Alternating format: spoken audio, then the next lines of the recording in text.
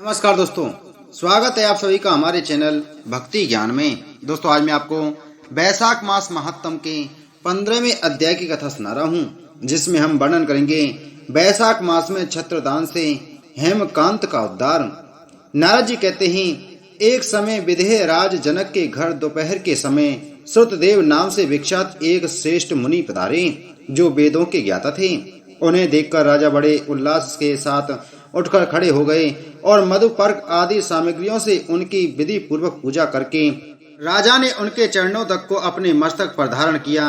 इस प्रकार स्वागत सत्कार के पश्चात जब वे आसन पर विराजमान हुए, तब विधेय राज के प्रश्न के अनुसार वैशाख मास के महात्म का वर्णन करते हुए वे इस प्रकार बोले।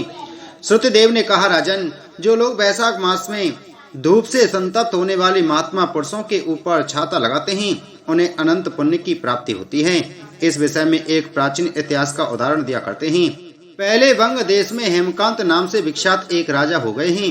वे कुशकेतु के पुत्र, परम बुद्धिमान और शस्त्रधारियों में श्रेष्ठ थे।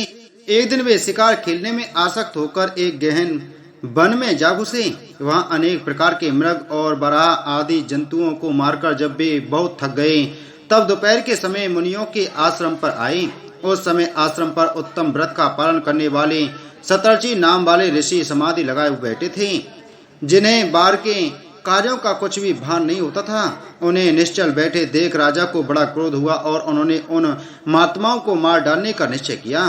तब उन ऋषियों के 10,000 शिष्यों ने राजा को मना करते हुए कहा, ओ खोटी बुद्धि वाले नरेश, हमारे गुरु लोग इस समय समाधि में स्थित हैं। बाहर कहाँ क्या हो रहा है इसको ये नहीं जानते, इसलिए इन पर तुम्हें क्रोध नहीं करना चाहिए। तब राजा ने क्रोध से बेवल होकर शिष्यों से कहा, द्विज कुमारों, मैं मार्ग से थका मादा यहाँ आया हूँ, अतः तुम ही लोग मेरा आतिथ्य करो। राजा के ऐसा कहने पर वे शिष्य बोले, हम लोग भिक्षा मांगकर खाने वाले हैं। गुरुजनों ने हमें किसी के आतिथ्य के लिए आज्ञा नहीं दी है। हम सर्वथा गुरु के अधीन हैं, अतः तुम्हारा आतिथ्य कैसे कर सकते हैं। शिष्यों का यह कोरा उत्तर पाकर राजा ने उन्हें मारने के लिए धनुष उठाया और इस प्रकार कहा, मैंने हिंसक जीवों और लुटेरों के भय आदि से जिनकी अनेकों बार रक्षा की है, जो मेरे दिए हुए दानों पर ही पलते हैं, वे आज मुझे ही सिखलाने चले हैं। ये मुझे नहीं जानते, ये सभी कृतघ्न और बड़े अभिमानी हैं। इन आतताइयों को मार डालने पर भी मुझे कोई दोष नहीं लगेगा। ऐसा कहकर वे कुपित हो धनुष से बाण छोड़ने लगे। बेचारे शिष्य आश्रम छोड़कर भय से भाग चले। भागने पर भी हेमकांत ने उनका पीछा किया और 300 शिष्यों को मार गिराया। शिष्यों के भाग जाने पर आश्रम पर जो कुछ सामग्री थी, उसे राजा के पापात्मा सैनिकों ने लूट लिया। राजा के अनुमोदन से ही उन्होंने ये वहाँ इच्छा अनुसार भोजन किया। तत्पश्चात दिन बीतते बीतते राजा सेना के साथ अपनी पुरी में आ गए। राजा कुशकेतु ने जब अपने पुत्र का यह अन्यायपूर्ण कार्य सुना, तब उसे राज्य करने के अयोग्य जानकर उसकी निंदा करते हुए उसे देश निकाला दे दिया। पिता के त्याग देने पर हेमकांत घने वन में चला गया। वहां उसने बहुत वर्षों तक निवास किया। ब्रह्म हत्या उसका सदा पीछा करती रहती थी, इसलिए वह कहीं भी स्थिरता पूर्वक रह नहीं पाता था। इस प्रकार उस दुष्टात्मा के 28 वर्ष व्यतीत हो गए। एक दिन वैशाख मास में जब दोपहर का समय हो रहा था, महामुनि तीर्थ यात्रा के प्रसंग से उस वन में आए। वे धूप से अत्यंत संतप्त और तृष्णा से बहुत पीड़ित थे, इसलिए किसी वृक्षहीन प्रदेश में मूर्छित होकर गिर पड़े। देव योग से हेमकांत उधर आ निकला।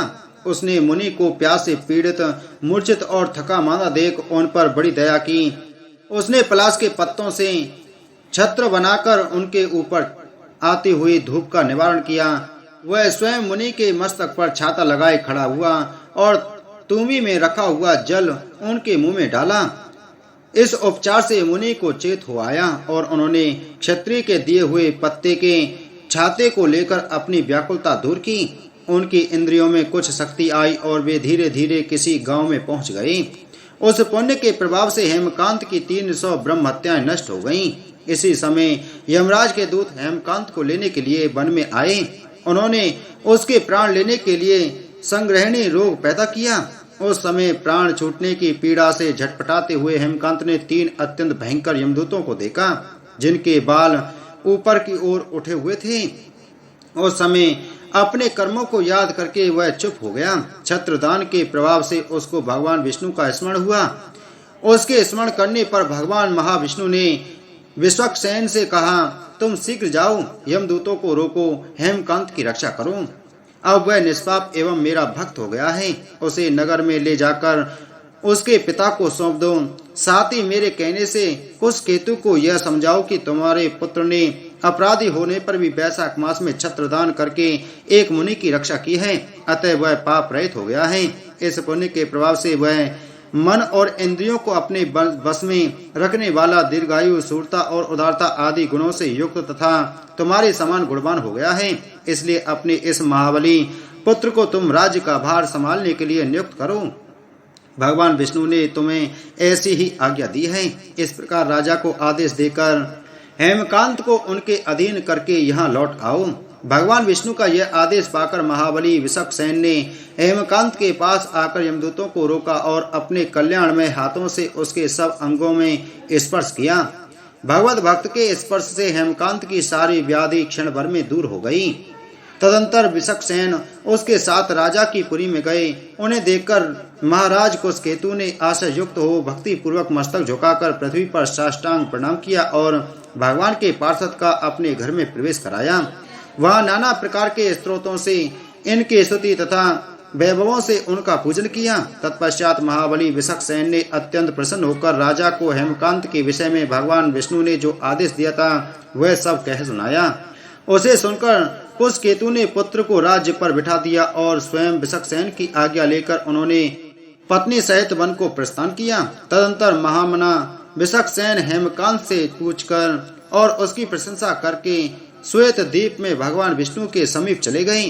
तब से राजा हेमकांत वैशाख मास में बताए हुए भगवान की प्रसन्नता को बढ़ाने वाले शुभ धर्मों का प्रतिवर्ष पालन करने लगे। वे ब्राह्मण भक्त, धर्मनिष्ठ, शांत, जितेंद्रिय, सब प्राणियों के प्रति दयालु और संपूर्ण यज्ञों की दीक्षा में स्थित रहकर सब प्रकार की संपदाओं से संपन्न हो गए। उन्होंने पुत्र पौत्र आदि के साथ समस्त भोगों का उपभोग करके भगवान विष्णु का लोक प्राप्त किया। वैशाख सुख से साध्य अतिशय पुण्य प्रदान करने वाला है। पाप रूपी ईंधन को अग्नि की भांति जलाने वाला, परम सुलभ तथा धर्म अर्थ काम मोक्ष चारों पुरुषार्थों को देने वाला है। वैशाख मास महत्तम 15वां अध्याय संपूर्ण। बोलो वैशाख मास महत्तम की जय।